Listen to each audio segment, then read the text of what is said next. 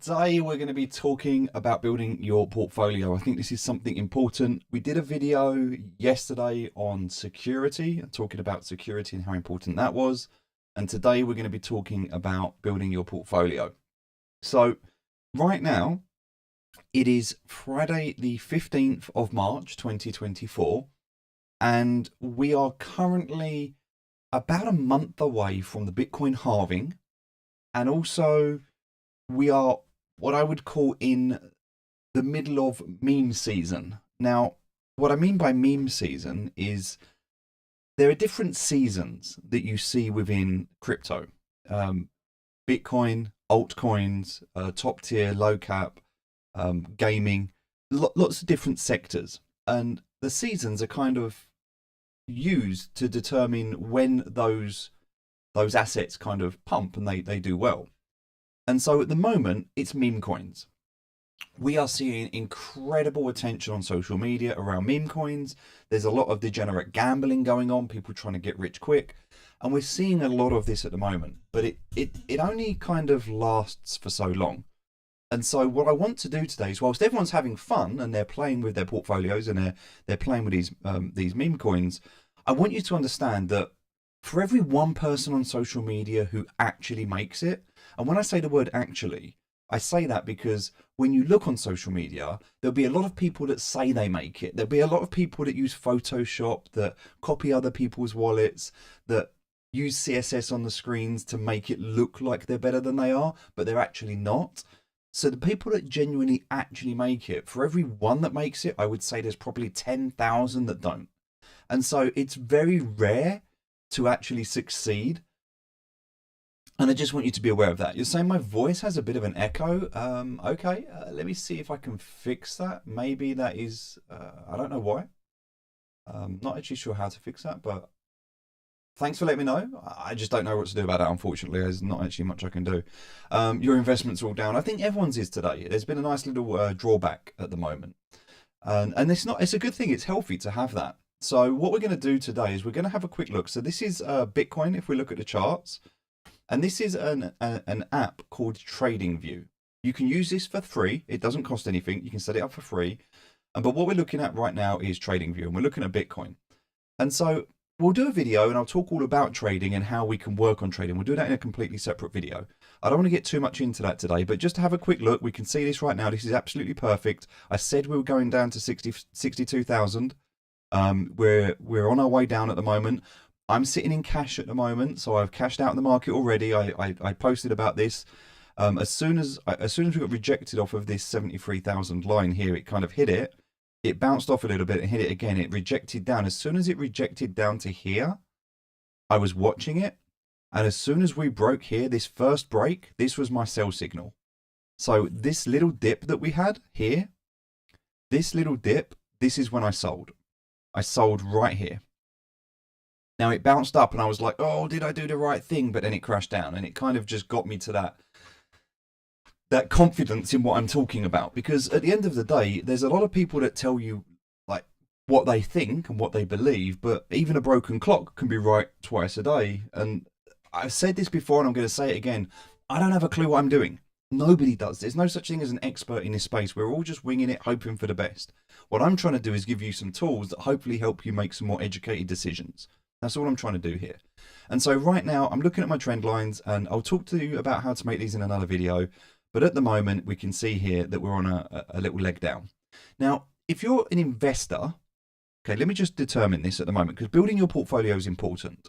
If you're an investor, it's very different to if you are a gambler.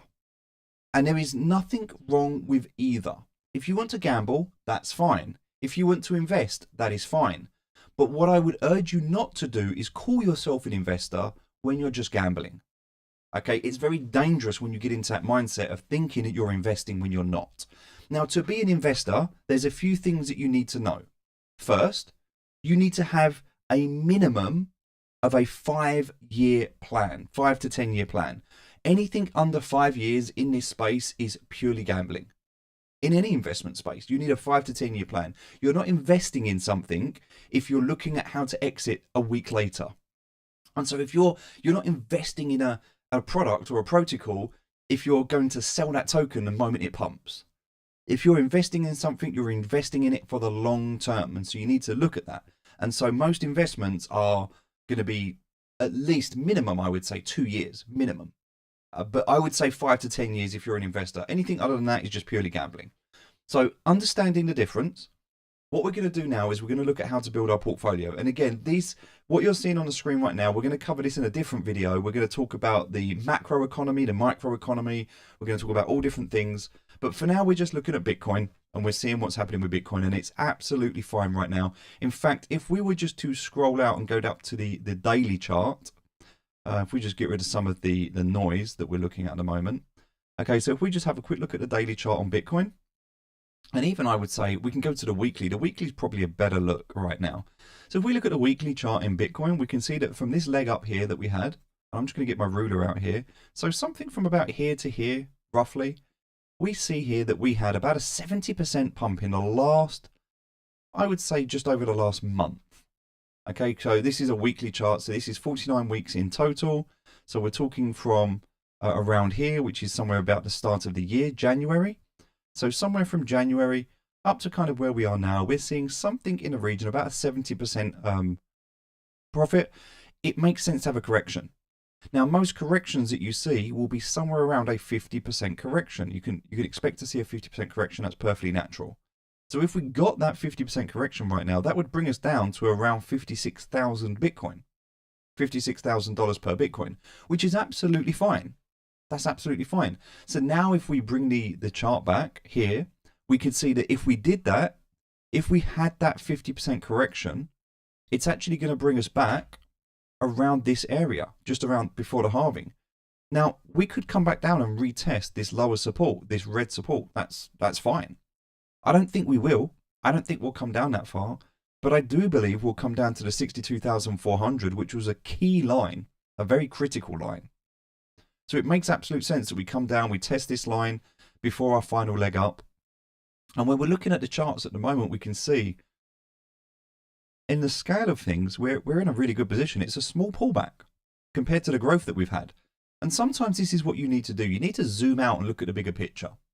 And the reason that I'm sharing this with you is because, again, if you're going to invest and you're serious about investing, you need to know how to build a solid portfolio. If you're worried about the market right now, you're overexposed. It's as simple as that. If you're worried about the market right now, then you don't have the right allocations. And so I think right now, the main thing to consider is really about how do you build that portfolio? So you can use TradingView and you can use the free version. You can build a simple list. So up on the right hand side here, you can create a new list. Now, if I try and create a new list, it will tell me I need a paid plan. You can buy a paid plan for 1 month, build all your lists, and then go back down to the basic, which is what I'm currently on. And you can still edit and add to your list. You can't create new lists, but I can edit them. So we can see here, you can go into any of these lists and you can add a ticker. So for now, I can just type in Bitcoin or BTC, and I can add my Bitcoin here. And I could just add it to this list if I wanted to. Just click on that and it will add it. There's different exchanges. So you might want to choose your sources. So maybe I only want information from Binance, etc., etc. I can choose that. And so I can build these lists out. Now, what I want to do is, before we get into building your list out, what kind of list do you want to build? And that's where I'm going to give you this tool. So let me just bring this over. I'm going to share this with you. I'll put it into the chat right now, but I'm going to put it into the description of video. How low are we going, do you say? I think at the moment it looks for Bitcoin, it looks good to go down to 62,400 right now. That would be my immediate thought. But again, this is only something that we can play by ear. Like we don't know. The purple line on the screen here that you see is the halving event. So that's the halving. I did say that I thought we would recover this line, and I still believe we will. We'll recover this 76,000. This was my plan before. I believed we was in a ascending triangle before. We were following this trend line up. We've broken this trend now. We've broken this trend. So right now, this trend line that we were following, we've broken it, but there's another trend line, because the thing about trend lines is they're only going to be as good as the last one that printed. And so if we look here, if we move this now, because it's no longer relevant to where it was, We could maybe, even if we come to there, look, we've still broken down through this one as well. So maybe this is a flush out. Maybe this comes down and pumps back up again. I'm expecting a quite quick recovery here. I must admit, I'm expecting this to drop down and to recover quite quickly. I don't see us sitting around a 62,000. Not for too long. But we'll see. We'll see what happens. I mean, we don't know. Maybe we come all the way back down to 52,000. Maybe we do. Maybe we go into the halving at around 52,000 and then we come up. I don't know. But this is called Trading View. Trading View that I'm using right now. So what we're going to do before we get into Trading View, I'm just going to minimize that. And I'm going to come across to here. And I want to talk to you about how we're going to build our portfolio. Okay, so if you want a portfolio that's going to last you, now my portfolio, and I'll be very open and honest with my portfolio, I will share it with you so you can see my portfolio. I have two portfolios. I have one public portfolio and I have one private portfolio. And it's about a 50% allocation into both. Now, I'm not going to share my private portfolio for security reasons. I don't like to share some of my positions. I'd like to, as much as I like to share and talk to you about crypto and what I'm doing, there's only so much that you should make public. You should have some stuff that's not. And the best form of security sometimes is the stuff that you don't share. So very, very important to understand that. Like, I know I'm telling you stuff and I'm sharing stuff with you and I'm doing it as transparently as I can, but I must also be conscious of my security. And so this portfolio, very, very open, and I'm willing to share it with you. You can use this in coinmarketcap.com. Just open up an account, go to portfolio, and then you can create a portfolio. From here, you can either connect your wallet, which is really nice. It'll pull all your transactions through from your wallet. You can add the transactions manually, or you can connect to either a Binance or an OKX account if you've got those, and it will pull the information in real time.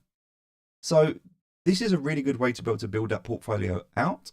And I've done that, and that's the way that I've built this. I've just pulled in my wallets, it pulls them all in, and it shows me how things are going. So before you build that portfolio, the big question is, well, what are you going to put in there? And the reason I like to have a manual portfolio here, and the reason I'm giving you this link, is this is my investment thesis, my portfolio. Any yield farming that you're doing, you can put into here. Any trading that you're doing, there's a trading journal as well.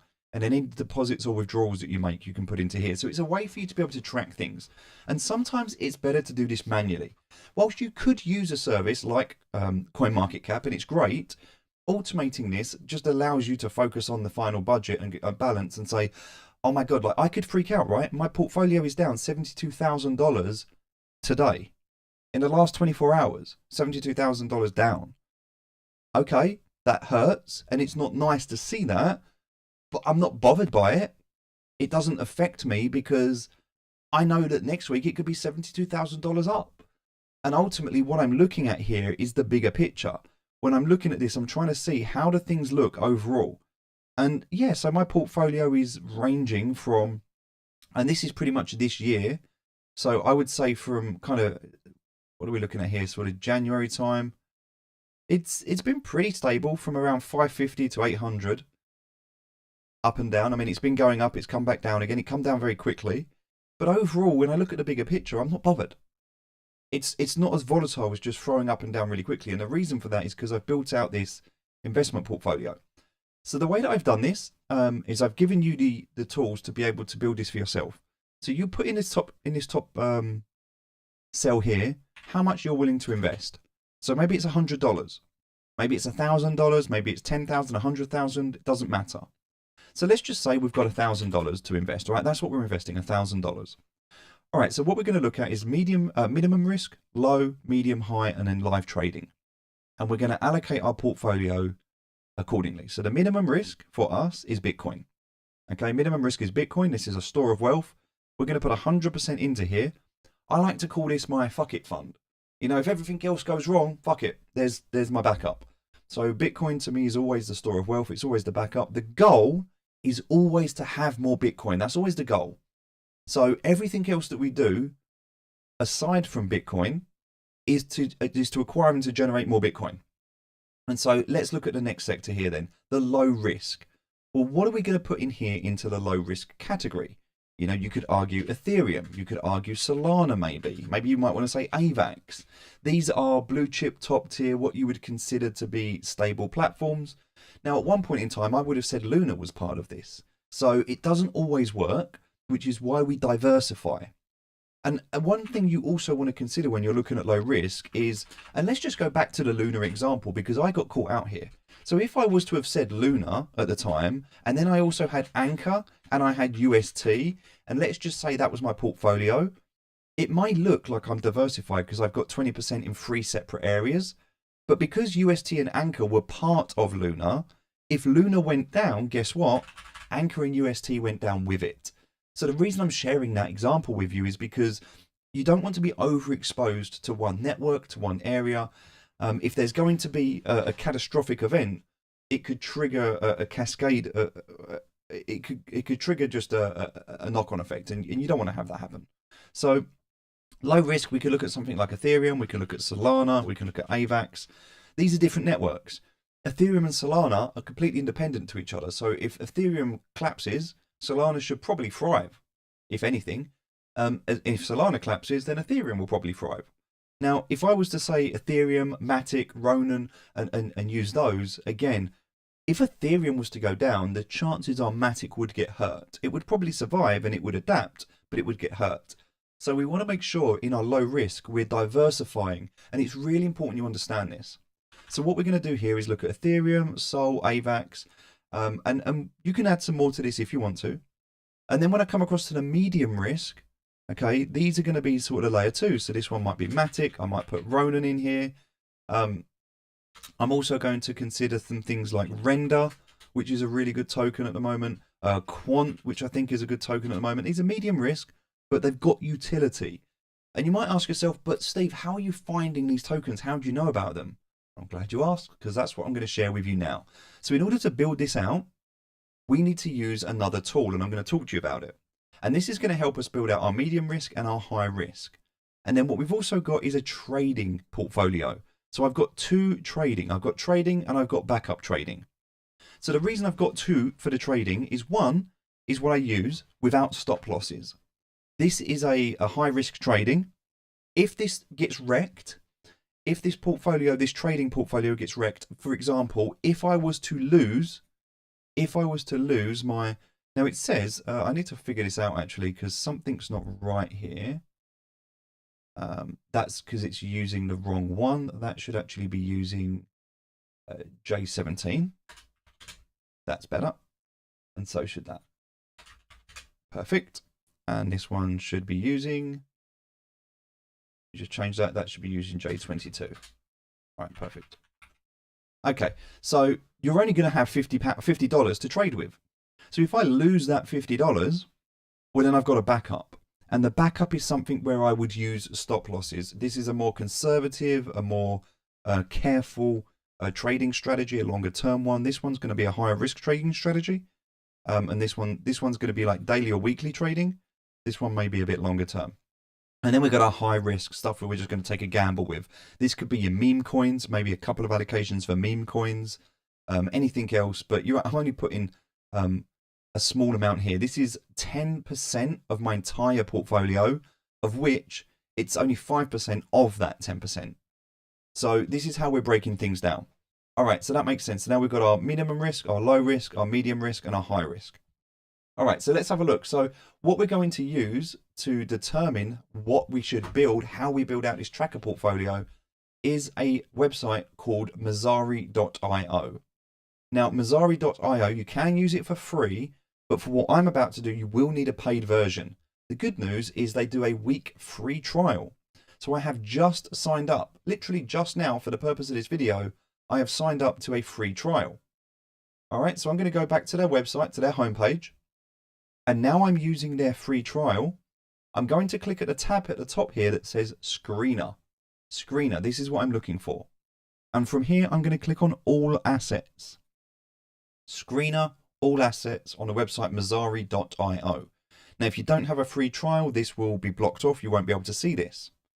Now, what I'm going to do is I'm going to click on the tab that says Sector. I'm going to click on this twice because when I do it first, it's going to organize it in reverse alphabetical order. And I want to have it from the top down. And then all I'm going to do very simply at this stage is come back to my portfolio here, and I'm just going to build another list. Okay, now this can just be to track. It can be just to keep an eye on. It doesn't actually need to be too much here. So what I can do is, there we go, we'll just do this. And this is going to be to watch. And it's going to be the sector. All right. And so all we're going to do here is we're going to build a list of tokens that we're interested in watching. Okay. And in order to do that, what we're going to do is come across to Mozari and we're going to have a look in the sectors. So this is access control. All right. We've also got aggregators.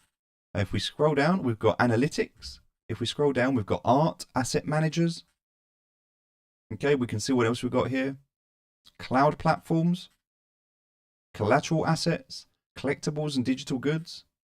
And there's a lot here. So we're going to go through all of these. Now, what we're going to do to start with is we're just going to take anything that has a market cap, ideally the top market cap. So if I'm looking at access control at the moment, Access Protocol, ACS, has a market cap of 120 million. Okay. Whereas if we look at Friends with Benefits, that has a market cap of 3.7 million. Now, if we were to go into a bear market, or if we were going to go down into let's just say a crypto winter, a platform that has a higher market cap technically should have a better chance of surviving. That's not always the case, but ultimately, if it's got a higher market cap, it's more trustworthy. It's got more funds flowing through it. It's got more runway. Ultimately, a higher market cap is going to determine, not always, there are many, many defining factors. And this isn't giving us the answer, it's just giving us somewhere to look. So what I'm looking for here really are the highest market caps. So I'm going to take here. So look, we've got 120 million, 524 million here. All right, so this one, ORBR, 524 million. Out of all of the access control, this one has the highest market cap. All right, so we're going to take this ticker. Now what we can do is we can actually open this in a new tab, but ORBR. So what we're going to do is just put this in here, ORBR, one to watch. And we're going to write down, what sector is this in? It's in access control, okay? So this now gives us, okay,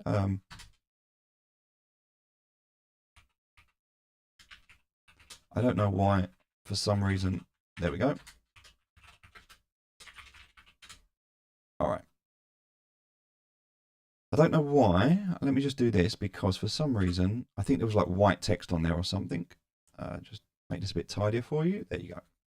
All right, so that's the first one we're going to look at. Now, maybe we're going to take another one on here. And also I can click on this to learn a little bit more about it. I can see how it's done since it started, how long it's been going. I can see all the ROI.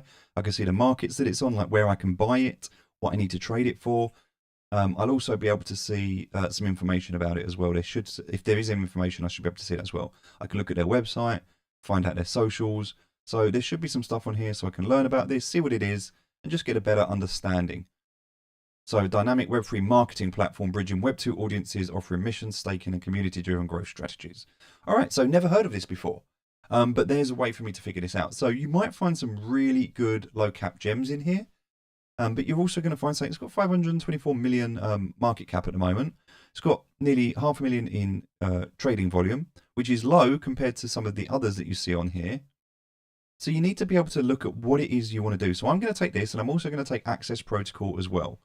All right, and these are the two I'm going to look at because they've got the highest market cap. But look at the volume that we're seeing at the moment in Access Protocol, 15 million volume as opposed to this Orbler, which only has 400,000.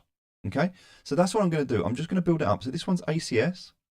So then we do ACS, and it's the same thing, access control. Now, I'm not going to go through and do all of these. I'm just kind of giving you an idea of some things to consider and how you can check and what you can look for. Now, if we come back here and I go down to the next one, we've got aggregators. So again, I might want to have a look at market cap as well. It's a shame. I want to be able to filter both of these. I wish I could have them in market cap and sector so I can go through them both. But this is just the way that I would do it, okay? So, I mean, you could do this. You could check by sector. So search by, you could filter just to have one sector, and then you could just scroll by this. But this is what I would look for. So in terms of cloud partners, looking here, looking at what's available, what you're going to do is you're going to build up your portfolio. And you're going to have all of these tokens. And then from there, you're going to do some research. You're going to start looking on their social medias, start looking in their Discord channels, start looking on their website. And you're going to find out one of two things. One, who's backing them? How long have they been around? How credible does it look? Does it look like a scam? And then you're going to look at the community sentiment. What are the community saying about the project? Are they bullish? Are they bearish? Do they hate it? Are there problems? Are there people complaining about things? So these are the kind of things you want to get an idea of and things you want to understand. Not really going to focus on cryptocurrencies at the moment, but these are here as well. And as I say, we keep going through this list, looking at the different sectors. Lots and lots of different cryptocurrencies, as you can see on here. Custody, databases, other ones to check into. Lots of different sectors. So it's having a diversification of multiple sectors that's really going to help you if one thing happens to go wrong. Derivatives as well, having a look at some of these. Again, some of these I'm invested in, some of them I've never heard of before. Developer tooling, some really cool things to have a look at here and to check out. DNS, domain name systems. Again, looking at the market cap of DNS, we can see here we've got the Ethereum name service with 671 million compared to everything else, which is like under 100 million. So definitely a clear winner here, and especially when you look at the volume, 266 million. So obviously a clear winner here when we're looking at the domain name services. If you wanted to have a token, ENS is definitely one you'd look into.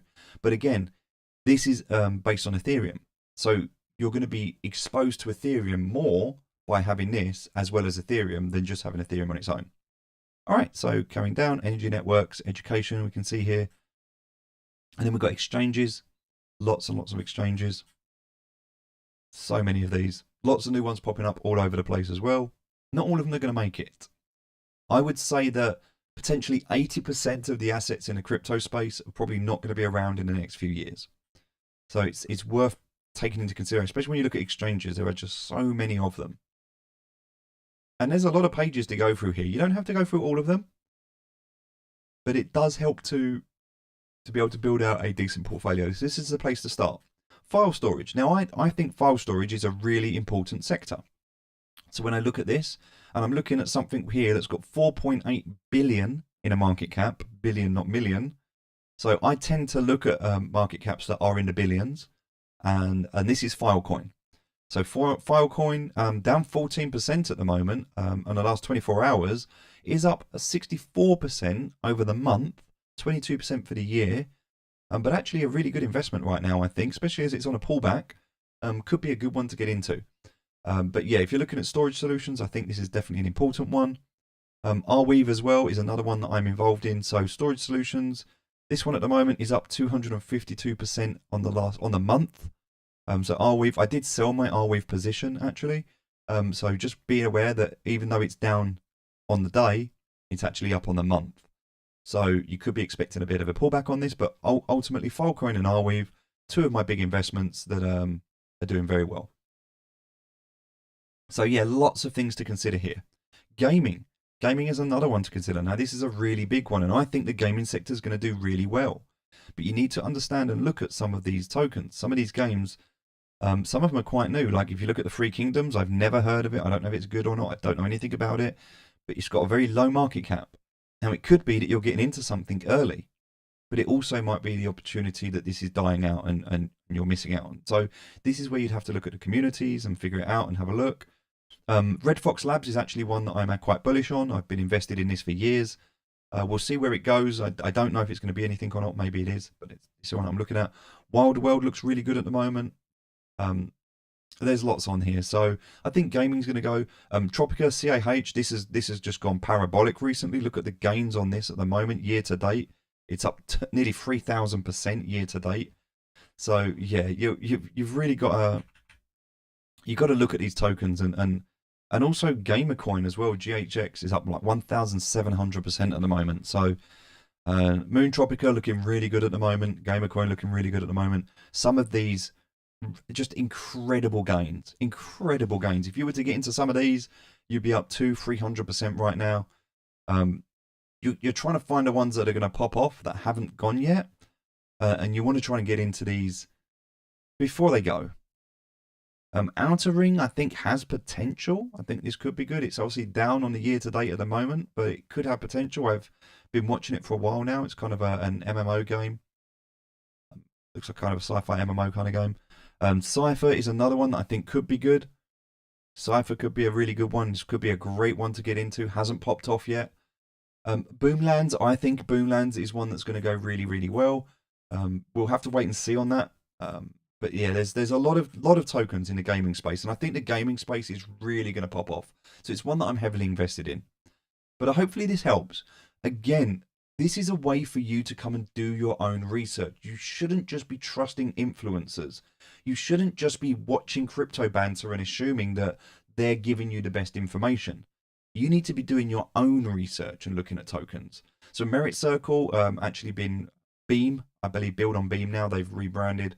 I don't know if they've still got that. Honeyland, again, Honeyland is a really big one for me. I've got a lot of confidence on this, and the token price at the moment ridiculously cheap. Ridiculously cheap. I've got a lot of confidence in this. It's looking really bad when you look at it on here, but this is why I'm investing in it, because I know the team. I've seen what they're building. I know what's coming. You've got a centralized exchange. You've got staking. Everything's coming this next month. So I think Honeyland at the moment, I might be wrong. I might be wrong. It may be that this goes to zero. Maybe it's SLP. It's another Axie. Who knows? But I don't think so. I believe Honeyland. I've got a large investment in this. And I genuinely believe this is going to be a good token. We'll have to wait and see, though. But yeah, lots and lots of tokens on here. And some of them just starting to pop off. But some of them are obviously down as well. So yeah, just trying to find these tokens. Find the ones that are up. Find the ones that are down. And get into those tokens that you feel are good for you. Now, I'm not going to be buying Vulcan Forged as well. Vulcan Forged just incredibly slept on. 7% down on the year. 7% down on the year. 16% down on the week. 12% down. I think Vulcan Forged at the moment at $8 is an incredible buy. Incredible buy right now. I think it's, and I have been stocking up and buying more of this last couple of weeks. I think this is a really good opportunity because Vulcan Forge is an entire ecosystem. You've got the Elysium network, you've got the gaming system itself, and this token drives a lot of that. Big time down at the moment, but obviously not that much. It's actually doing really well at 40 cents. I think it's doing very well. Star Atlas, I think it's incredible. Got a great opportunity here. It's down on the week, but a good buy. I feel this is another one that's you're gonna see another 1,000%. On Star Atlas, I think this is another one that's going to do that. Polis as well as Atlas, I think they have I think Vulcan Forged and Star Atlas are going to be these tokens where you see these 1,000% gains. These and Beam as well. Beam is another one that's doing quite well in the year, but down at the moment. But another one that I think is a good investment, and another one that I actually have got quite a lot of Beam as well. Shrapnel, I don't know. We'll see. Shrapnel has just. There was a pairing, I think, that went live. They've just gone onto the Cronus network, so CRO. So if you watched my previous video about having CRO, you can now buy Shrapnel on that network. So it could be a good one to get exposure to. Pixels, I don't have any of that, but it's done extremely well. Done extremely well on the Ronin network. Yeah, lots and lots and lots of stuff to consider here. So yeah, coming out of gaming, there's a lot to do in gaming. And then we can have a look at general computing. So some really, really good stuff to have a look at here. And some of these tokens, I mean, some of them I've never even heard of, but AI Tech, doing incredibly well at the moment. AI Tech is definitely one I want to look into. Bridges as well. Wormhole's just done their airdrop. They've just launched. There's a lot of stuff here. Now, bridges scare me because they're definitely a source or a target, should I say, for hackers. And so if a bridge gets hacked, it could really, really affect the token. So I think it's just very high risk. I consider bridges to be extremely high risk. So if you're going to get into these, just consider them to be high risk. Now, Quant is in here, and Quant is one that's got a 1.4 billion market cap, 125 million volume. It's down overall when you're looking at this one. It's down overall, but I think that Quant is going to be a really good investment. I think this has got great potential. Again, I may be wrong. We'll have to wait and see. There's a lot here to consider.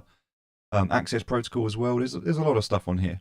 4chain is another one. Rune, I very much believe in Rune at the moment. Rune is down massively at the moment, and I think it's got phenomenal potential. So 4chain, again, maybe I'm wrong. I don't know. You got to do your own research. Identity, reputation, and credentialing. These are very, very important, I believe, moving forward. So I think we're going to see a lot on this. WorldCoin at the moment, we're seeing a lot on this. ONG, I've still got some of this, a little bit of it, but these I think are going to be networks where they're going to be important as people start to, KYC starts to become important. We start to go through a lot of these. Privacy coins is another one we're going to have a look at. I think that's going to be another interesting one. Indexes are vital. These are very, very important for the network. The graph, I think GRT is a really important one to hold on to. But there's some really good tokens on here to look at as well. And so again, just looking at these market caps, looking at the ones, so I'm probably not going to invest in Crypto 20 as much as I am the graph if I'm looking at some of these tokens. All right, so then coming down, we're looking at information services. So PAL AI is definitely one that a lot of people are looking at the moment. ChainGPT is another one. And we're starting to look at what some of these market caps are in this space. So again, you can see these ones, 400 million, 175 million. Nothing else at the moment really touching them. Now, it could be that you get into some of these low caps, some of these low market caps. They could be high risk, but worth an investment, because if they pop off, they're going to go big. So if they go, they will go big. And yeah, there's a lot. AI tokens will take off. I agree with you. I think they will. I think there's but I don't know if it's a trend or not. Hey, 2TZ, you said, I'm about to ask you on Discord, how do you find the best coins and how you do your content, your research, and then you went live with the answers I'm looking for. Hey, you're welcome. You're very welcome. Avo, not heard of Avo, actually. There's a lot I don't know. But this is where I would start. So, okay, with that being said, we've gone through this, we've talked about this. This is what I would do. You can get a 7-day free trial. I think Messari.io is a great website. Screener, Sector. This just gives you a great way to look through here at all of the different sectors. And you can see there are so many sectors for you to look through. Lending protocols. I think lending protocols are going to be massive. I think there's a lot of degenerate gamblers that have made some money on meme coins. And I think they're going to be going into lending protocols, as well as I think they're going to be going into gaming platforms. So I think that's where the money's going to flow. I might be wrong, but that's what I believe. And also lending protocols, because not everyone wants to sell their crypto. Sometimes if you sell your crypto, you are triggering a taxable event. And so by going into a lending protocol is a way for you to be able to liquidate some of your assets without losing those assets. And we're going to see a lot of liquidations through that. Liquid staking, massive. I actually am involved in a platform that's going to be launching very soon. There's no token for it at the moment. It's called Every.finance. But it's very similar to what Lido's doing. Lido, 2.57 billion at the moment. Liquid staking derivatives at the moment, LSDs, very hot topic. LSD ETFs, which is what I'm involved in, one of the platforms that I'm working on at the moment. They did launch initially, but the company was just mismanaged and didn't do very well.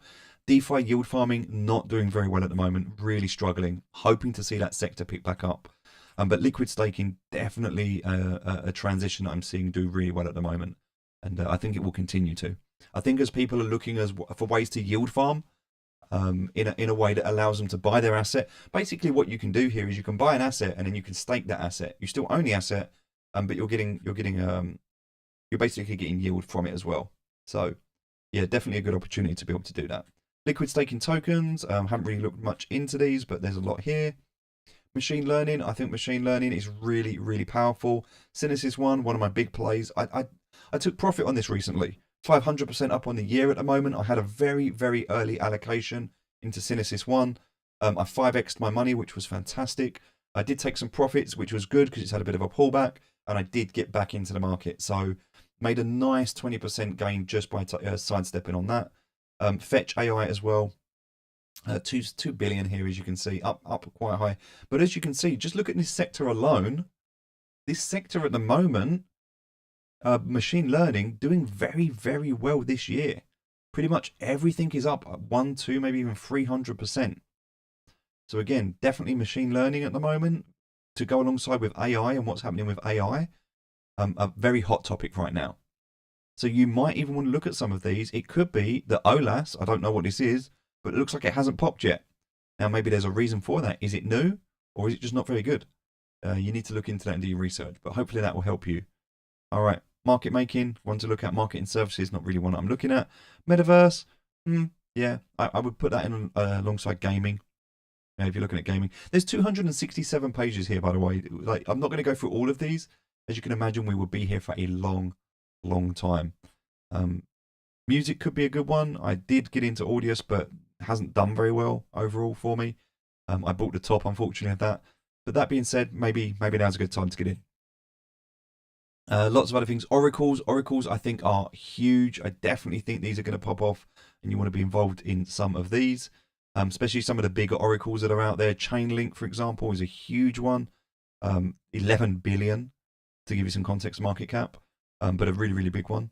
But yeah, definitely some of these oracles are going to be huge, absolutely huge. And if you can get on a low market cap oracle that's going to do well, and you do your research, you could really make some incredible gains in this space. If you think some of these low market caps are sitting at 10 million right now, when they scale up to $1 billion, if you get in early, you're going to be in a great position to bought $500 of Link. Nice. Yeah, I think that's a great buy at the moment. You're buying it and it's down on the day.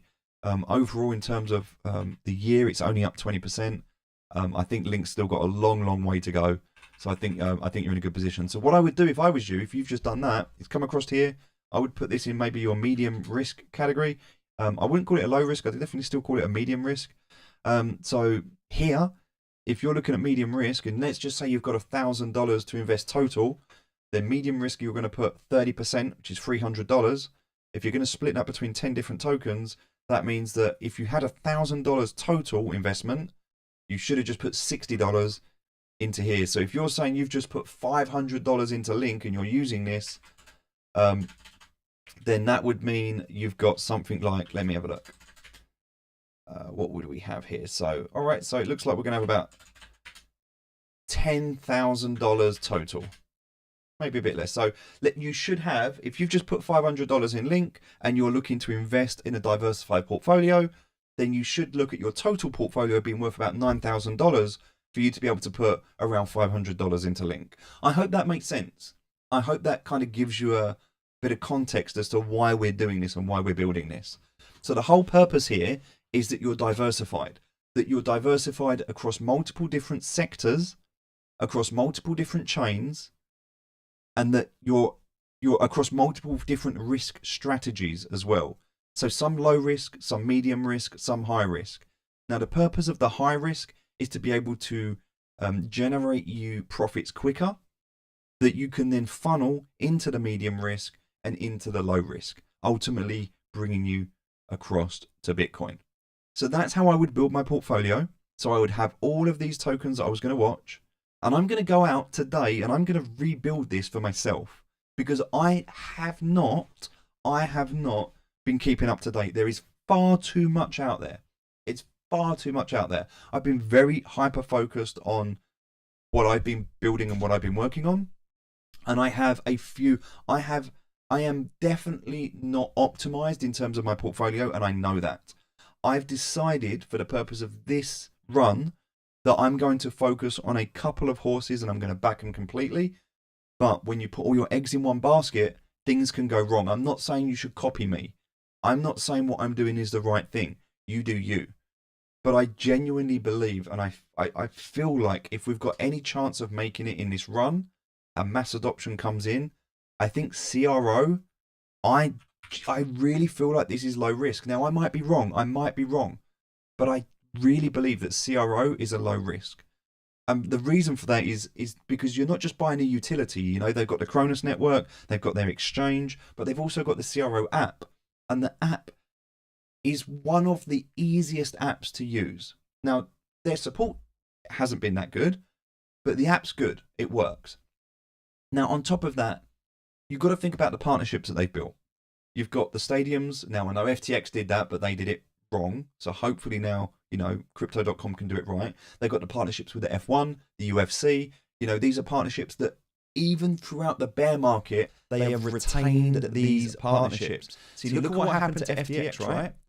FTX, names on the stadiums, everyone was wearing FTX. As soon as the whole exposure came out of FTX, everything got dropped. But in the bottom of the bear market, Crypto.com still showed up. So you've got the F1, you've got the Spanish Football League, you've got UFC, you've got the stadiums. From a branding perspective alone, Crypto.com is going to do more than anything else for mass adoption, because they are out there on the front lines getting people that are not aware involved. They are one of the biggest and best in terms of branding, awareness, exposure. And I just really feel like if people are going to come into this space, most people aren't going to be setting up a MetaMask wallet. They're not going to be on Uniswap. Most people aren't going to have a clue what gas fees are. They don't give a shit. They don't care. They just want to dump some money into some Shiba, and they want to know that they're having a little bit of fun. And so where are they going to do that? Crypto.com. That's where it'll go. And obviously, as you start to learn and learn more about exchanges and things, you start to diversify and you start to get a bit more experience. But as a starting point, CRO, I just very, very bullish. To the point, so bullish that I have over 3 million CRO. Yeah, that's how much I believe in this platform. And that's allowed me to get the Obsidian card, top tier card. And I'm doing a lot with staking on it at the moment. And I've talked about that. I've got another video out you can watch on my channel where I talk to you. In fact, my last video I put out talks about CRO and my belief in it.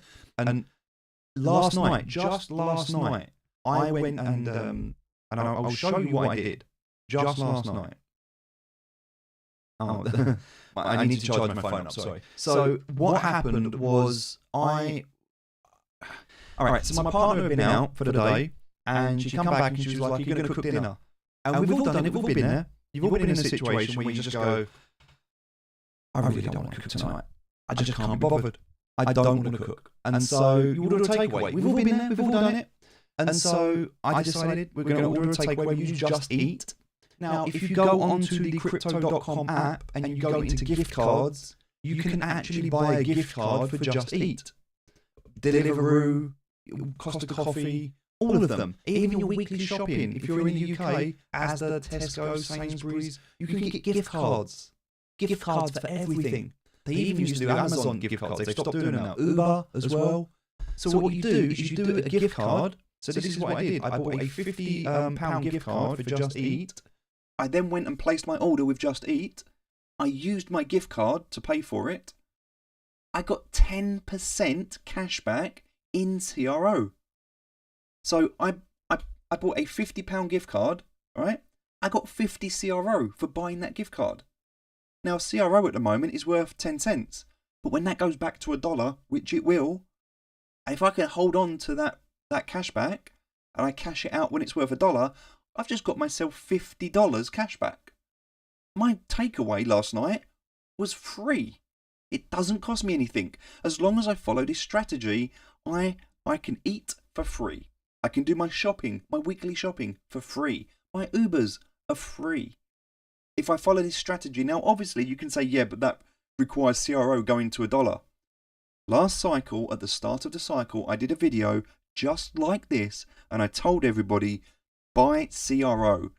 Get the Indigo, the $3,000 or the £3,000 card. Get that card. Put £3,000 and stake it for 6 months in CRO. I told everybody to do that. Every single person that did it. My mum did it, my dad did it, lots of my friends did it, my partner did it, my neighbours did it, random people I talked to did it. Everybody who did it, they took that £3,000 and 6 months later, every single person cashed out £30,000. Everyone 10x their money. And they also got all the yield, the stake in the rewards and all the other stuff as well. So, yeah, some of you are saying I've got echoes. I don't know why there's echoes going on at the moment. I'm sorry. I don't know how to fix that. I apologise. But anyway, I hope this helps. I hope this makes sense. It's really important for you to know that there's more than one way to make. You don't just have to wait for the token price to go up to make money.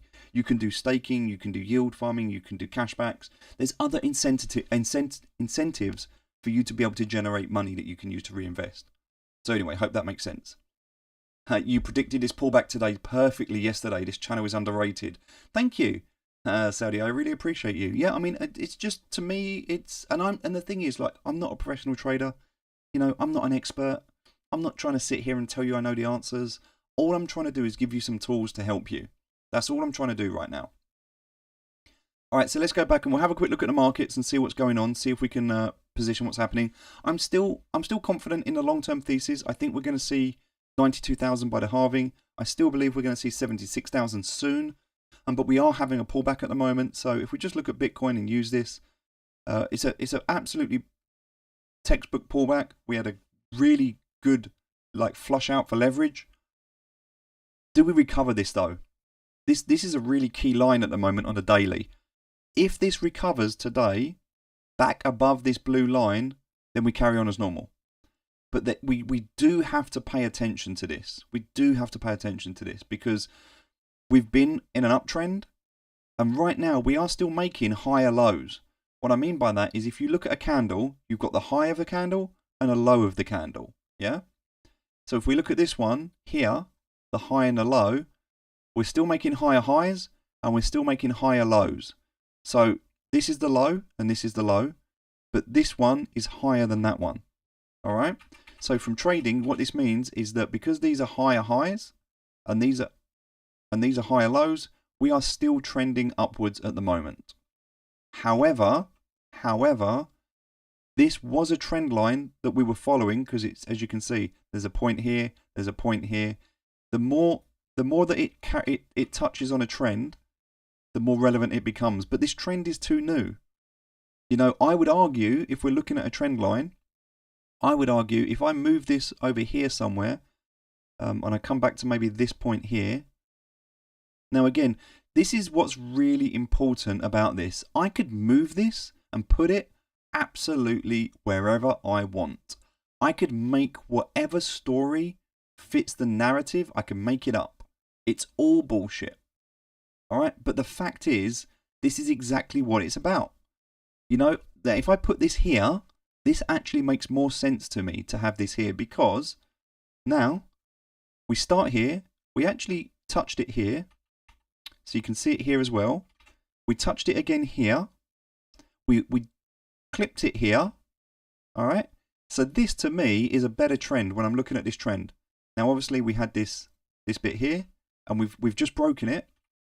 And so you have to understand that whenever you're writing these trend lines, you can create whatever story you want. And the only thing that matters is, was your thesis right? And if it wasn't right, how much did you get hurt by being wrong?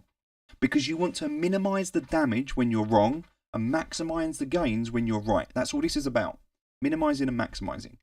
And so right now, I'm looking at my thesis. Now my thesis originally, sorry, let's go back to the daily. I said, look, we're in an uptrend. This looks quite possibly like we're in a triangle.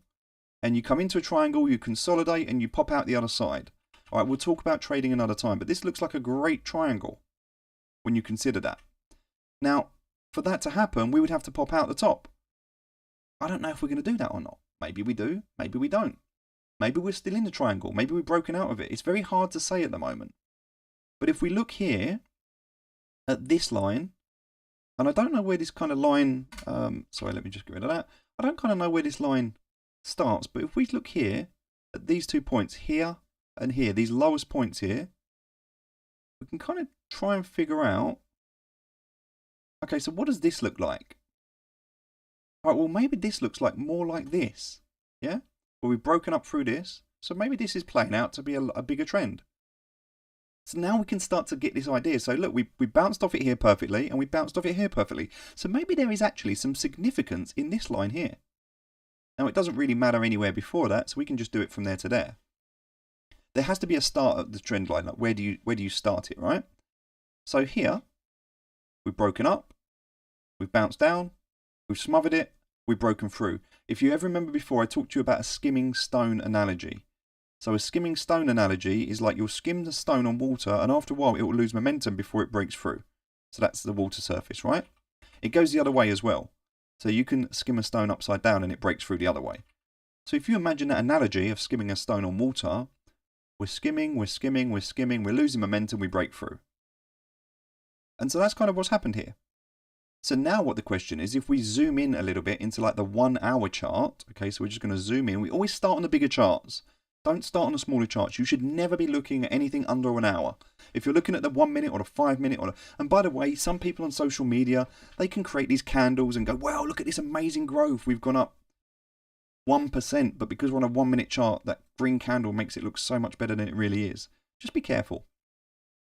All right, so now we're zooming in. We're seeing, let me just move this.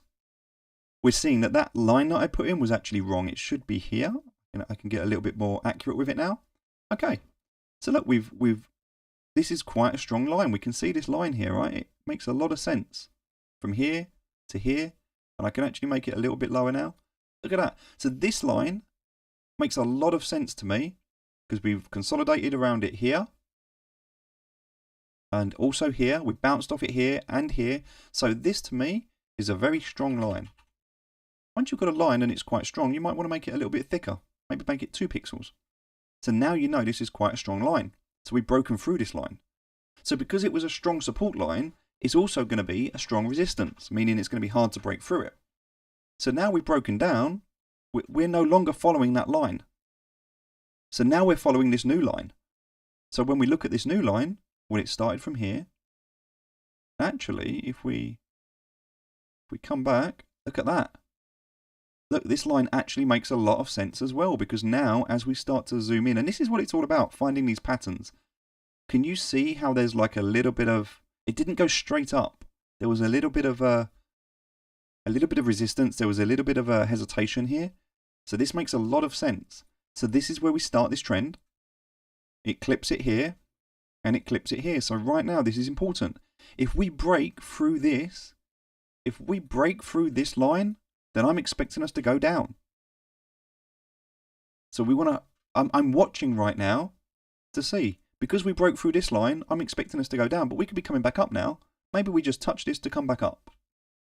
But this is what building trend lines is all about. Building a picture, building a pattern. And then you trade off of these patterns. So this is what we're going to do. So we're going to watch it right now. Now, we know that 69,000 is quite a key level for us. That purple line, for me, that is all-time high previous cycle. So the previous cycle, that is our all-time high. And it's become quite an important line. We can see it here. I'm actually going to change it now to make it blue. But we can see this line. It's quite important. We've spent a bit of time around it here. We broke up through it, broke back down through it here, but we're spending a bit of time around it. So that line, quite an important line. So we've got to get back across this again. Now, maybe we'll ignore it this time. Maybe it doesn't become anything, but it looks like what we might do is we might end up trading in this channel. In which case, if we do that we're talking about here, this is 8%. So if we trade up and down here a couple of times, you might be able to make 20% in your trading portfolio. Which is again why I want you to have that portfolio to consider this.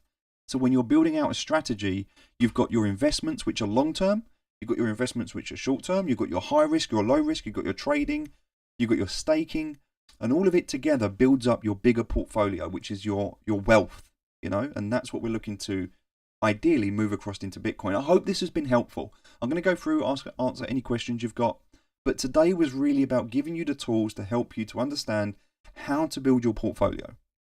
There's a lot you need to go through, and there's no right or wrong answer. A lot of the time, you just got to take a gamble. You know, I could read all of the paperwork, all of the pitch decks, all of the white papers, the tokenomics. I can read the SAFT agreements, and I can sit on calls with the team members who can tell me all the great things they're going to do. At the end of the day, it doesn't matter. I've done that with projects before, and they've closed down because everybody's got great intentions, but not everything works. And so sometimes my best investments have just been where I've just gone, do you know what? I like you, have some money. And sometimes that's worked out better than anything else. There's been no due diligence. There's just been, I've got a feeling, I'm going for it. And sometimes that works as well. Swayze says, did I see your last question? Let me have a quick look at that now. I'm going to go through these questions now. You've got $700 in ETH. Do I swap it into BTC or does it matter? Caught on stream. Okay, so Swayze, I'll answer your question, but let me just answer caught on stream. So I would, to answer your question, caught on stream, what I would do is I would go back to what I was talking about. Let me just open up the sheet again. So you're saying that in Ethereum, you've got $700. So my question to you right now is, if you've got $700 in Ethereum right now, do you have $12,000 in total in your portfolio? So what is your entire portfolio? Is your entire portfolio worth $700? And 100% of it is in Ethereum? Or do you have $12,000 in your portfolio and $700 of it is in Ethereum? Because you're saying, do you swap your Ethereum into Bitcoin? Well, my question to you is, well, how much is your total portfolio worth? Because I need to know how exposed you are to Ethereum. Because if you are 100% exposed to Ethereum, then I would say it's going to be better to be 100% exposed to Bitcoin. Yes. However, maybe it's better to put 50% of it into Bitcoin and leave 50% of it into Ethereum. Or maybe even better than that, put 50% into Bitcoin, put 25% into Ethereum, and then maybe put 25% into Solana. So that way you're diversified a little bit. Or even maybe put 20% into Ethereum, 20% into Solana, and 10% into AVAX. No, you're you've got 1,300 total. Okay, well, this is good. So here's what I would do. If you've got 1,300 total, I would put that into, again, I'll give you the link to this spreadsheet. I'll post it here and I'll put it in the description as well. So you can go and what I would do is click on File and click on Make a Copy. Click on File, make a copy, and then this is yours. All right, and then no one can see it, no one can edit it. So make your own version. And in here, where it says investments, just put your total investment in here. So right now, you've got $1,300, right? So you've just said, how much should you have in Ethereum? Well, based on your portfolio, I wouldn't have any more than $78 in Ethereum right now. So I think you're overexposed to Ethereum. Now, maybe that's good for you. Maybe that's what you want. But if you're looking at diversification, what I would consider is maybe putting $100 in Ethereum, $100 in Solana, $100 in AVAX, and $100 in CRO. That way, you've got some exposure to different networks. If Ethereum, let's just say Ethereum crashed and died. Now, I'm not saying it will. I believe it will, but let's just, regardless of that, if it did, and you're in Ethereum, you're screwed. You've just lost the majority of your portfolio. Whereas if Ethereum dies and you've got some in Solana, AVAX, and CRO, you can recover. See, I had quite a lot of money in Luna when the Luna network crashed. Now, I actually did take profits on my Luna. In fact, we can actually have a look at it now. I can show you it. So if I go back and look, and I'm still holding, by the way, I'm still holding my Luna. So this is my Luna portfolio. So my all-time profit in my Luna portfolio, I'm still up $30,000. I'm still up $30,000. I'm up $33,000 on Luna. But I lost $50,000 in Luna. And the reason for that is because, look, I had Luna. I still hold it. I still hold it. I don't know where it is. Yeah, 500 Luna. Now, at the time I was holding that 500 Luna, when Luna was worth $100, there was 50 grand there. I could have cashed that out. I could have cashed out 50 grand when that was $100. I didn't. And I got all of these airdrops. Now, at one point, and this is another key factor, I was farming airdrops on Anchor back in 2021 on Luna. I was staking Anchor. Like, everybody remembers Anchor Protocol as giving 20% yield. I was getting 146% yield, and I've got videos on my channel talking about when I was using Anchor before anybody else knew about it.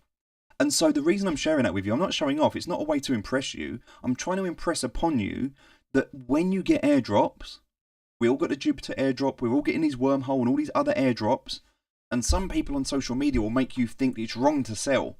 Do you feel bad because you sold your airdrop? The moment I got my Jupiter airdrop, I sold it instantly. Why? Because I still hold all of these airdrops, and these airdrops used to be worth thousands. And now this entire portfolio, including the Luna was worth $50,000. All of the airdrops were worth thousands of dollars, thousands and thousands of dollars. The entire portfolio today is worth $2. My entire portfolio in Luna today is worth $2. So that's from $50,000 to $60,000 down to $2. So when you get an airdrop, I always recommend, especially if it is a free airdrop, Everybody's going to be cashing it out. Now, when it dumps, you can buy back in if you want to, like Jupiter. In Jupiter, you could have cashed out in Jupiter and you could have bought back in. If you wanted to do that, great. I don't actually know where my... So I was going to have a look at a different portfolio, but I don't know where it is. I was going to show you because I've got a Solana wallet here.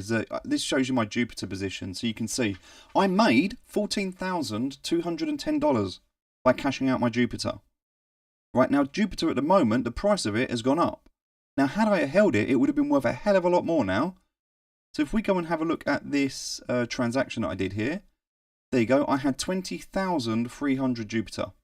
Transferred it in, sold it at 70 cents. I do not regret doing that. I did that on the 31st of January. I do not regret doing it. Why? Because I've been able to move that money around and do other things with it. Had I have held that, then what would have happened? I actually want to look at the price of... I don't want to look at this. Sorry, 1 second.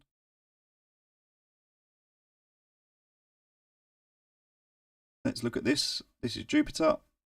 Let's look at all time. Right, so I sold it at the very, very beginning here. I could have bought it back down at 46 cents. I could have held it, bought it back at 46, held more, and then sold it up here. That would have been a smart move. And this is often the case that you'll see this. So yes, holding on to Jupiter, it would have been much better to hold on to it long term. But you have to think all of this time from, you know, the end of January to where we are now in March. Could I have used that money to generate more money? I could have put it into meme coins or done whatever I wanted to do with it and then come back in at this stage. Now, if you'd have bought into here at 45, 50 cents, great. You could now be cashing out almost 100% up. But at the time, me cashing out at 70 cents, it just made perfect sense to me. You know, I'm happy with what I did because all of this time, this is what happens with an airdrop. Now, normally they never recover. Jupiter is a good platform, so I do imagine it doing good things. But this is just where you need to be aware of airdrops. There's so many airdrops out there at the moment. You just really want to be questioning yourself, like, is it worth keeping the airdrops? Now, as I said, the portfolio that I've got is heavily exposed. I have 65% of my allocation of my portfolio in CRO, and I have 25% of my portfolio in Honeyland. All right, now that's because they're doing quite well at the moment. Well, not right now, but overall, I very much believe in these two tokens. You know, I think these are good. So I think that personally, I'm overexposed in Honeyland. But it's not that I'm overexposed. It's just right now I am. I need to rebalance my portfolio. Now, the reason I'm sharing this with you is so you understand. When I bought into Honeyland, I put money into 10 different games. I put like $100,000 into Axie. I put $100,000 into Million on Mars, and unfortunately that game's just died. That's really sad. I've lost that money. I never cashed out. It is what it is. I put a lot of time, effort, energy. I recommended that. It was a great game. Some people made some money out of it. Unfortunately, it didn't work. It doesn't always work. It's just, that's how it is. But I also put money in Honeyland, Genopets. I put money in Gods Unchained. I put money into lots and lots of different games. Out of all of those games, Big Time as well was another one. Out of all of those games, Honeyland is the only game that has generated me massive returns. Star Atlas, Big Time, all of the others, they gave me some cash flow and they're still growing, but Honeyland is the only one that has given me these incredible returns. And so I don't know if the other games pop off or not, but at the time when I invested in Honeyland, it was part of a bigger portfolio movement. Okay, it made sense. But because the others have died and Honeyland has done very well, that is why I'm now overexposed to Honeyland. It needs rebalancing because the rest of them died or haven't yet, not died, but haven't yet made it. But because Honeyland has, or it's doing really well at the moment, I now need to look at rebalancing. And so just because I've got 25% in Honeyland doesn't mean I overexpose myself by putting it in. It's just it's doing well. And so when a token does well, naturally you'll start to have more, your value will be weighted more towards the tokens that are doing well. And so even if you start with a nicely balanced portfolio, you have to keep rebalancing it. Maybe it's monthly, quarterly, yearly, but you always need to have a plan to keep an eye on it. And the reason I showed you this is so you understand what I mean by that. I didn't just look at my portfolio, write all of this out and say, okay, I'm going to put 20% of my bigger portfolio, which was 30%, into CRO. Okay, this is how much I'm going to put into CRO. Because right now, if you look at, let's just take this portfolio, for example, right? Let's just say 650,000, right? This says right now that I should not have more than 39,000 in CRO. I should not have more than $39,000 in CRO. And when you look, I've actually got 426,000 in CRO. So I should, in theory, rebalance my portfolio. And it is something that's concerning me. I'm going to be honest, it's something that's concerning me because I am overexposed. However, I'm doing it consciously. I'm aware that I'm overexposed, and I'm willing to do that because I'm willing to take that risk because I really believe that CRO is going to be a good investment. Now, I might be wrong. If CRO turns into Luna, I'm going to get wrecked. No different to how I got wrecked in Luna.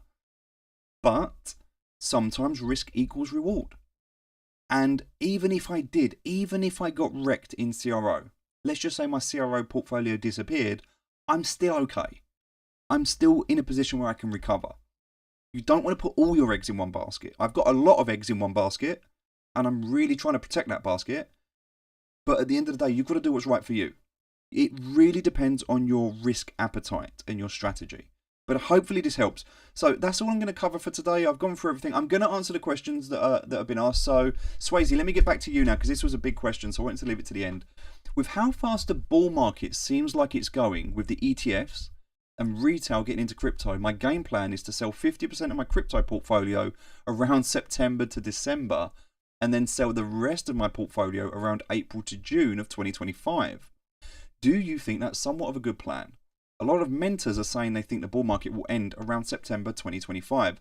Swayze, I don't know if you're, hopefully you're still here. Swayze, are you still in the chat? I hope you are. Because I'm going to answer you anyway. I actually completely agree with you.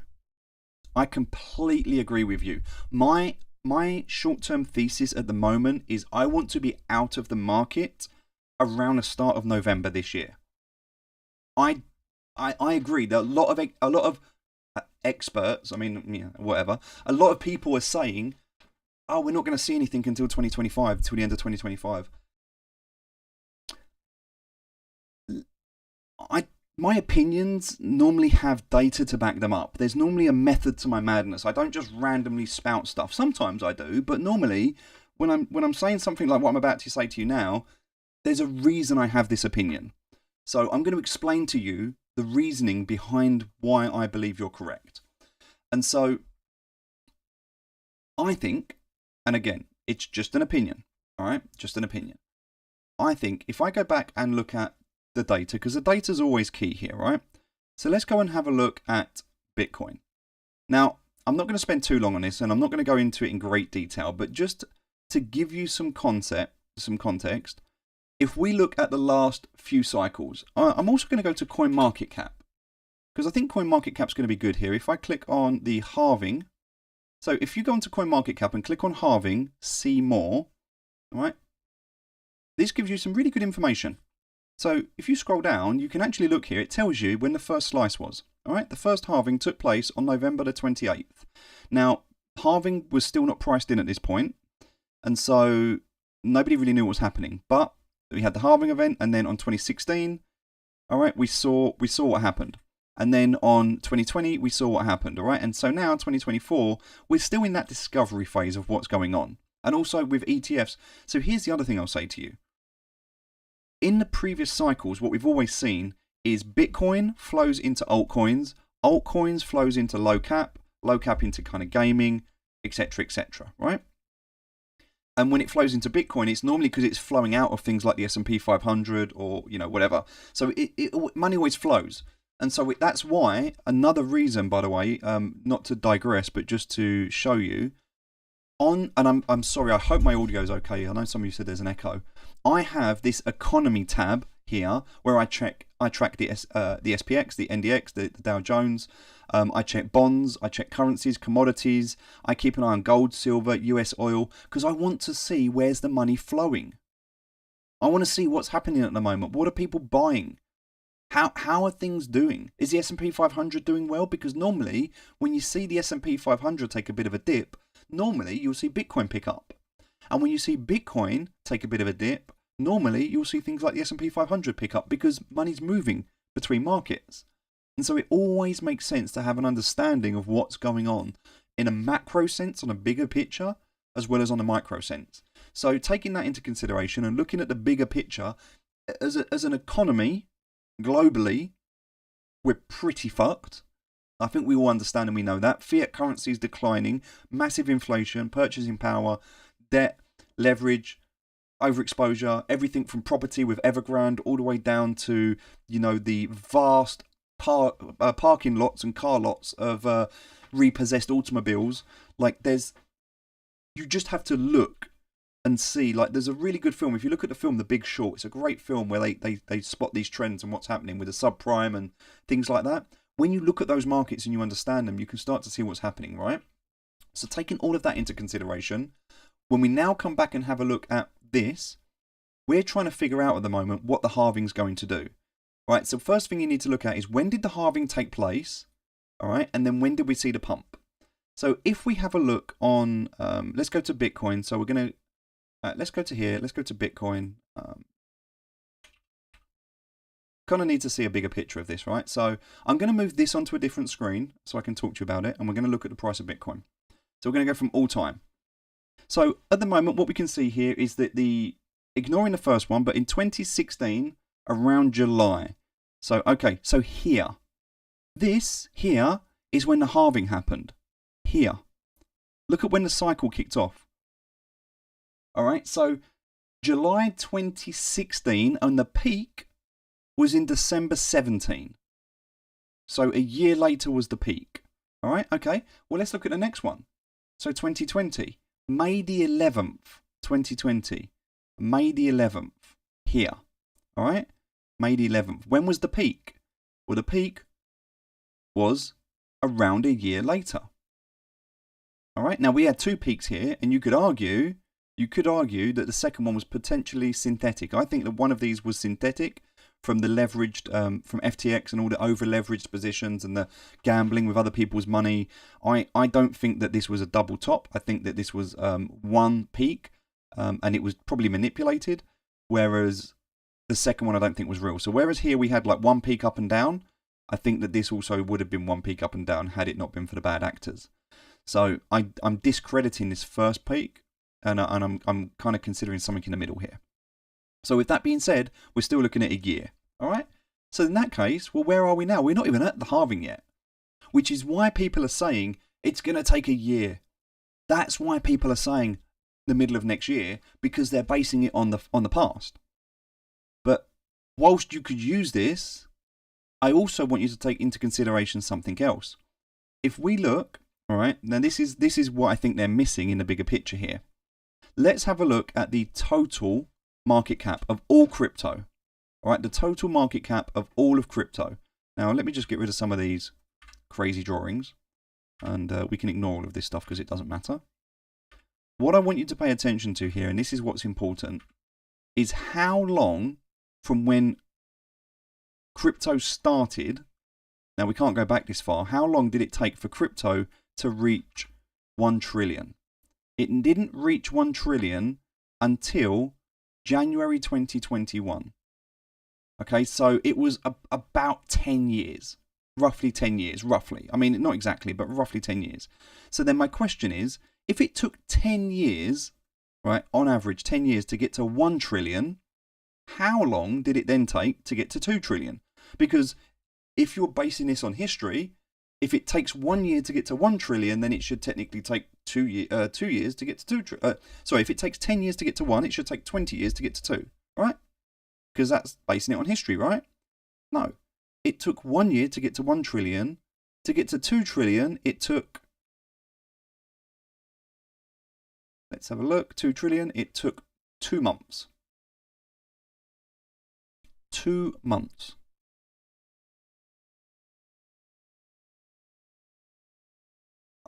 I just want you to understand that when you look at growth, when you look at a growth curve, the curve typically starts flat, always, and then exponentially it grows like this. This is a growth curve, right? This is where we are. And so the halving, this halving is very different to this halving. And so I don't think you can expect it to take a year. Also, the other thing I want you to consider is when the bull run starts. So let's look at this, right? This is, let's go back to Bitcoin. All right, let's go back to Bitcoin and let's remove all of this stuff. Okay. Now, this is the 2017 one, right? So let's start with a 2017 and have a look here first. So this is the start when it starts to run up from here to here. How long is that? 77 days. 77 days, right? From start to peak, which is 2 months, right? 2 to 3 months. Now let's look here. This is around the start. I'm going to say around here, yeah, which was October 20, and then it peaked around here, which is about 6 months later, yeah, around 180 days, so about 6 months later. Now, again, you could argue we had a second peak. I'm discrediting that because I don't think it was genuine. I think it was synthetic. So we're looking at potentially anything from 3 to 6 months for a bull cycle. Right, 3 to 6 months. Because the previous one was 3 months. 2 months even, but we'll say 3 months. 2 to 3 months. This one's 6 months. So is the next one going to be a year? Is it going from 3 months to 6 months to 9 months? Is it going to be less? Is it the same? I think we can expect to see a 6-month cycle. The reason for that is because, one, everyone expects a longer cycle. Everyone doesn't expect the cycle to start for another year. I think the cycle's already started. People don't expect the cycle to start for another year. I think when you look at this, I think we're already in it. I think this is it. Look, we can see. I think it started in October. Which would make sense if we look back at what's happened here. Look, it started in October. So if we look at the last cycle started in October and it finished around, well, it peaked around April. So I'm going to be keeping a very close eye around April. Now we have the halving this year. So the halving could trigger a super cycle. Everyone was expecting us to have this super cycle last season. I don't think we were all expecting a blow off top. We all thought it was going to be crazy. I don't think it happened.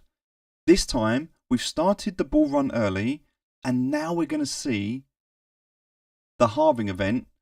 I think what we see here personally, I think we see a decoupling.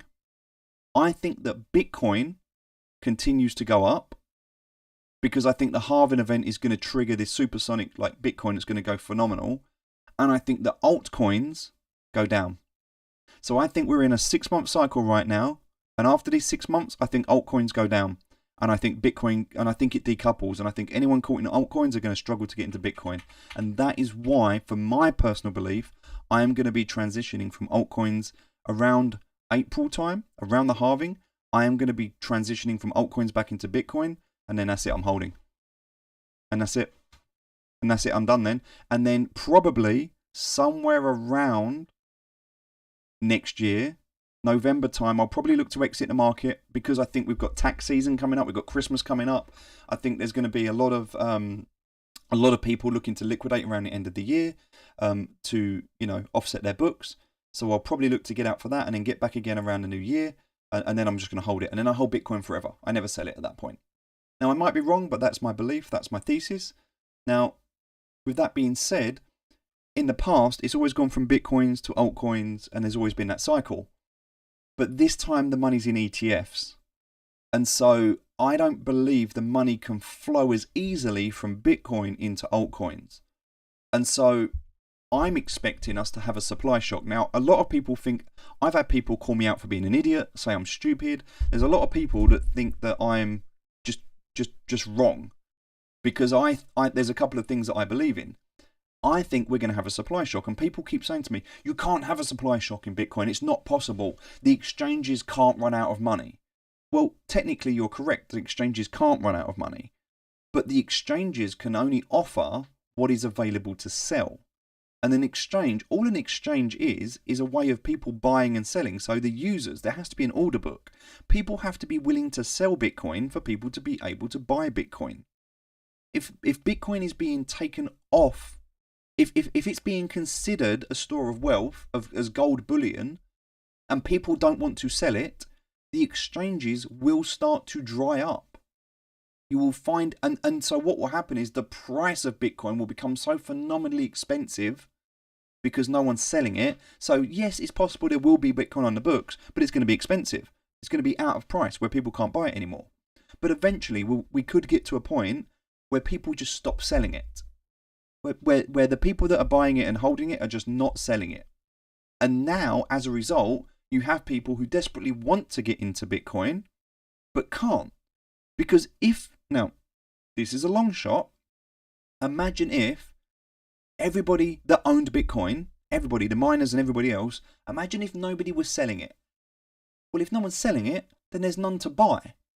So whilst it's very unlikely, because as long as there's one person selling, you can break that down. You can say, I'm not going to own one Bitcoin. I'm going to own 0.0001 of a Bitcoin, and I'm going to pay $100,000 for that, whatever. You can do that, yes. But at one point, if there is no Bitcoin for sale, there's no Bitcoin for sale. If people aren't selling it, they're not selling it. So as long as there's some for sale on the markets and exchanges, that's fine. But I'm saying that it is absolutely possible that some exchanges, because if I've got Bitcoin to sell and I'm selling it through crypto.com and I'm the only person with Bitcoin, then Binance can't sell it because they don't have it to sell. They can't sell something they don't have.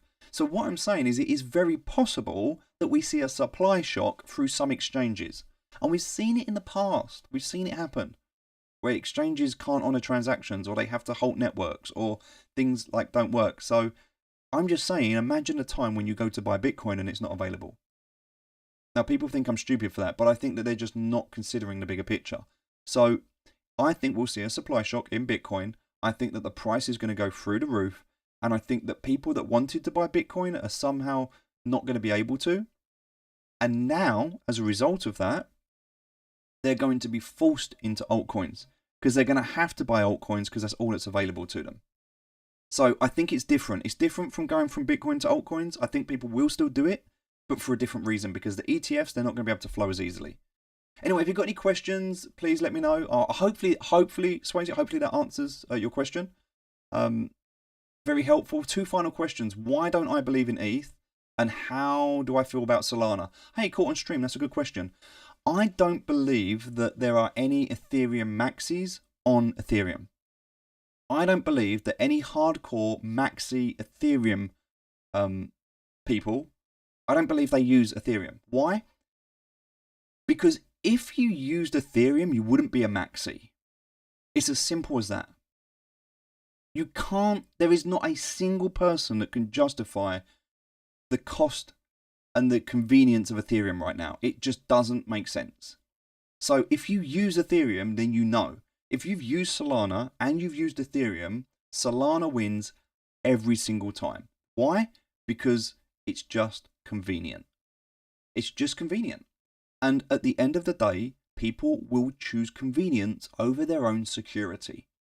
You think security is important, people will choose convenience over security. And if you don't believe me, look at your mobile phone right now and tell me exactly how every single app that you've downloaded was built and what information those apps have on you and how do they use it. Do you know? Do you shit? You don't have a clue. Why? Because you don't care. Because you download an app because you want to take a picture of yourself and put a filter on it. You don't know or care how that information is used. You trust the App Store and you trust the apps.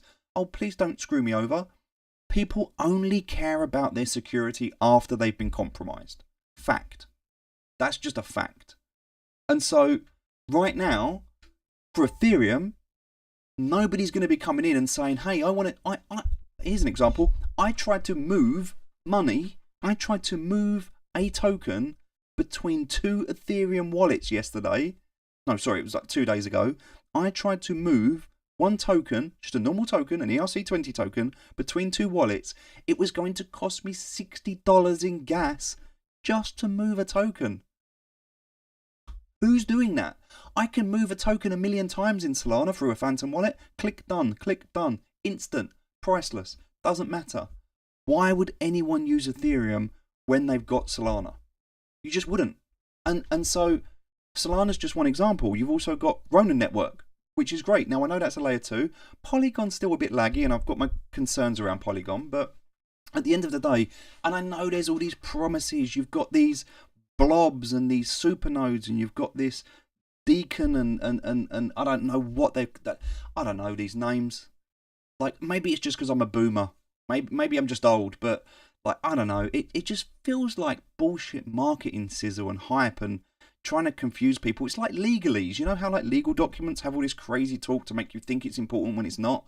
I just don't feel it. Like, it doesn't feel like a good network to me. I love what it did the same way I love what Axie did. Why don't I invest in Axie? Because I just don't believe in the game. And I don't think that Sky Mavis have the ability to create what is needed in the marketplace. And it's the same with Ethereum. Whatever it's called, Dear Duncan or whatever it's called, I don't know. But I think that Ethereum did a great job as an OG. I salute it, I respect it, the same way that I salute and respect MySpace. Because when I was growing up, I loved MySpace. It was an incredible social media platform for me to be able to create my profile and customize it and add some music, and we loved it. It was amazing. Who uses MySpace now? Everyone moved on to Facebook and Twitter. All right? I believe right now that Ethereum is the MySpace of the layer ones. That's just my thought. I might be wrong. It's just my thesis. Again, my opinion. Just an opinion. I might be wrong. But that's why I'm not willing to invest in it, because there's too much risk in its future. Now, maybe they get the gas issue sorted out. Maybe they do. Maybe that's fine. But at the end of the day, I'm not willing to take that risk. And that also revolves around Matic. You know, I mean, you have to remember back in 2021, we crashed Matic for an entire week with Sunflowerland. And I got to see firsthand. I was in the war rooms with all the developers. I was talking to everyone, and Polygon were like, "Oh, we don't know what to do. We don't know. We don't have an answer to this." Now, granted, there's some incredible people at Polygon, but that felt like it was being built on quicksand at the time. Now, maybe they improve, maybe it gets better, but at the end of the day, there were too many red flags. A scaling solution that couldn't scale. You know, you've got a network that as soon as it gets busy, it crashes. Now, I think Ethereum has purpose, but my thoughts right now around Ethereum is that it becomes more a B2B chain than a B2C. I think Ethereum is more a business-to-business network. I think that Cardano is more an academic network. I think Cardano will appeal more to the governments and the education sector, and I think we're going to see a lot of white papers, and I think we're going to see a lot of stuff around education and governance. I think is going to go into Cardano. I think a lot of the OGs and a lot of the businesses are going to do business on Ethereum. I think a lot of the gamers are going to be working on AVAX and Solana and Ronin. And I think that, and IMX. And I think that the chains, there's going to be a lot of different chains and they're all going to have their purpose. But I do not believe there is one chain that does everything. And I don't believe Ethereum's it. So whilst Ethereum's doing really well at the moment and everyone's using it, remember, it's the same reason why Axie was successful. Axie was successful because it was first. That's why it was successful. Axie wasn't successful because it was good. It was successful because it was first. Ethereum was successful because it was first. It's not good. There are better things that are being created from the ground up that are using Ethereum as a base model, but improving it to make it better. And I don't think Ethereum's agile enough to be able to fix the plane in the air. I just don't know if it can. So hopefully that answers your question. Do you think that alts will be able to dethrone Bitcoin? No, I don't think there's anything that can dethrone Bitcoin. I think Bitcoin is in a class and a world of its own to any other asset in the world. I think that crypto in general will consume every other industry, but Bitcoin will become so untouchable, it will become the ultimate store of wealth. I believe that in the future, what we'll see, because at the moment, if you look at any market at the moment, it's all built against the US dollar.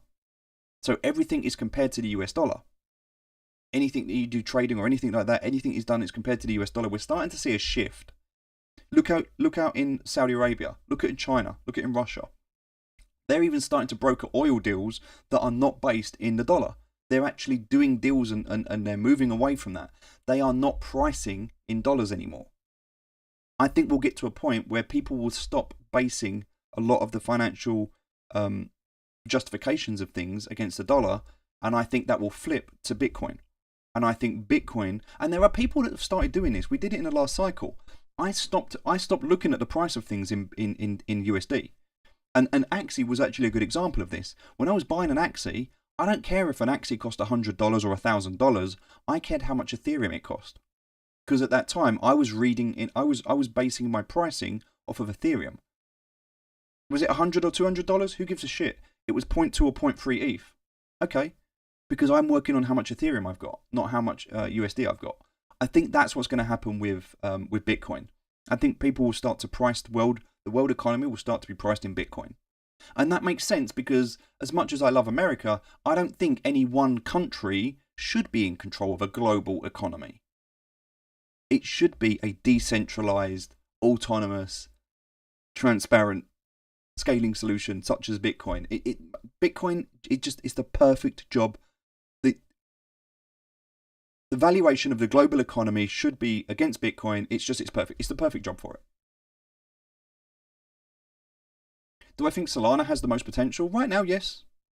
I also think that there's stuff that will come out that probably doesn't exist yet.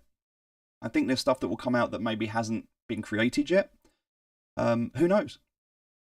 But I genuinely do believe that Solana right now is probably one of the best. I mean, I love Solana. I love it. True story. There was a mint recently. on Ethereum, and I really wanted to take part in it, but I didn't, because it was on Ethereum. I decided not to mint because I did not want the hassle, and I could not be bothered and I didn't want to waste my assets by converting them and paying the gas and the fees and the gas wars and the shit and the crap. So I purposefully did not mint, even though I wanted to, on Ethereum. If a project tells me they've got a mint and it's on Solana, it's one less barrier to entry. And developers know that.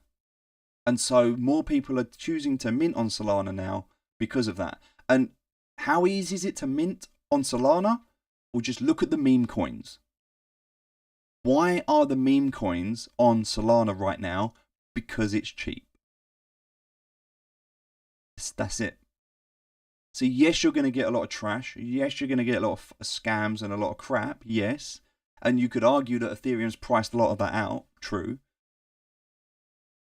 But you're going to get that wherever you go. And I think Phantom as a wallet are doing an incredible job of protecting their users. I think they're building out an incredible wallet. And so right now, if you give me the option, Phantom or MetaMask, I'd rather use Phantom. Solana or Ethereum, I'd rather use Solana. Doesn't mean I'm a Solana maxi. It just means that I prefer it at the moment because it's just easier to use, it's more convenient, it's cheaper, it just makes sense. Does anyone know about ordinals? I know about ordinals. Basically, in a nutshell, it's NFTs on Bitcoin, I believe it's on the Lightning Network, right? Or did they create a new protocol for it? I don't know, because I don't know enough about them. But here's what I do know: when they created ordinals, I wasn't impressed. The reason for that is because you're trying to create Bitcoin into something that it's not designed to be. If Bitcoin was designed to be a store of wealth, then leave Bitcoin to be a store of wealth. If you want to trade trash and create crap and worthless NFTs, which is effectively what they are, then do it on another chain. Don't clog up Bitcoin, because Bitcoin only transmits once every 7 minutes, right? When you think about how often the blocks are rendered in Bitcoin, it's once every 7 minutes. So if you start like clogging up the network by transferring like trash with ordinals, then yeah, just no. Just I don't like ordinals. I don't like anything about them.